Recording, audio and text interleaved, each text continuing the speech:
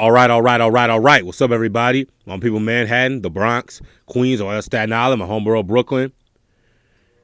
In honor of Super Bowl week, I'm back out with another video, another entry into the greatest games ever series. This one on Super Bowl 36, which was played, 20 years ago today, or on February 3rd of this past February 3rd. This game, it was the 20th anniversary of this game. This game ended the greatest show on turf as we knew and loved them, and began the Patriots dynasty as few loved them and many hated them. Okay? It's probably one of the most dramatic games in NFL history, one of the more emotional games, Of course, this is a couple months after the September the 11th, the attacks, I would say this Super Bowl and maybe the Super Bowl 25, which was the Bills-Giants, that was the game during the middle of the Gulf War and so much stuff. And Whitney Houston gave her national anthem, her great national anthem rendition. Some say the best ever. I'd say Marvin Gaye's, but that's just me. But back to this, it's one of the more emotional games in Super Bowl history, and it was a great game. Like, they did not disappoint. Okay, but let's get into this. Let's get some backdrop on the Rams. Now, of course, the Rams had won the Super Bowl 2 years prior in 1999. Kurt Warner was the MVP and Super Bowl MVP. 2000, they go 10-6, getting bounced in the walk-around by the Saints. So 2001, they were on a mission. Kurt Warner won league MVP again. Marshall Faulk, who came off a historic season in 2000, was the Offensive Player of the Year. This other dynamic duo of Isaac Bruce is in the Hall of Fame. Torrey Holt, who might get in the Hall of Fame this year. The offensive line anchored by future Hall of Famer Orlando Pace and cornerback Hall of Famer Aeneas Williams. The Rams went 8-0 on the road, 6-2 at home, and started out season at 6-0, and finished the season at 14-2. They cruised to the playoffs and dominated the Packers 45-21. Brett Favre threw 6 interceptions. And then against the Philadelphia Eagles, Marshall Faulk ran them back into the game and ran to the Super Bowl. They defeated the Eagles 29-24 to advance to Super Bowl in Marshall Faulk's hometown in New Orleans.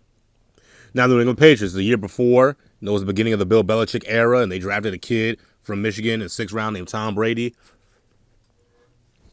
who didn't start that year and ended up 5-11. In 2001 season, they lost their first game of the season. They lost the second game of the season at Foxborough against the New York Jets, where starting quarterback Drew Bledsoe got injured by Jets linebacker Mo Lewis. And that brought on Tom Brady, and he never lost the job again. The Patriots were led by Tom Brady at quarterback. Defensively, but this Patriots team was really the heart and soul of this Patriots team was the defense. And Brady, not messing things up. Brady was kind of a game manager at this point early in his career. They had Willie McGinnis, who's the all-time leader in the playoffs in sacks, 16. Middle linebacker Teddy Bruschi, and cornerback future Hall of Famer Ty Law. They had played the Rams in the regular season in Foxborough Monday Night Football. They lost closely, but Mike Martz, Rams coach, said after the game that this was the best team they played up to this point. It was a Super Bowl team. And no kidding, Mike Martz. Anyway, the Patriots finished that season 11-5, and they got in their first playoff game against the Oakland Raiders. This happened. The Tuck rule, one of the most controversial calls in NFL history. Had this been called a fumble, the Raiders would have recovered the ball, and they probably would have gone to the AFC Championship game and maybe beat Pittsburgh and maybe beat the Rams. You never know. But unfortunately, this call went the Patriots' way. They kept the ball, and the Patriots ended up winning in overtime thanks to their kicker Adam Vinatieri, who's probably the greatest kicker in NFL history, the most clutch kicker in NFL history. They won the game, advanced the AFC Championship game where Tom Brady got hurt, and Drew Bledsoe came in and filled in for him.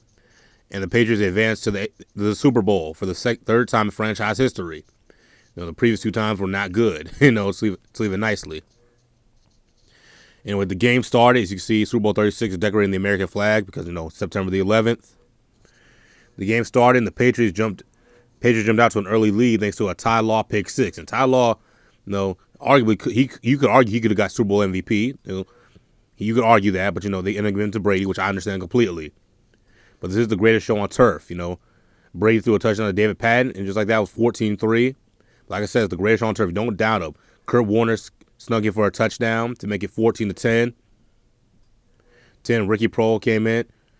To make it a 17-14 game. Vinatieri tied it with 17-17.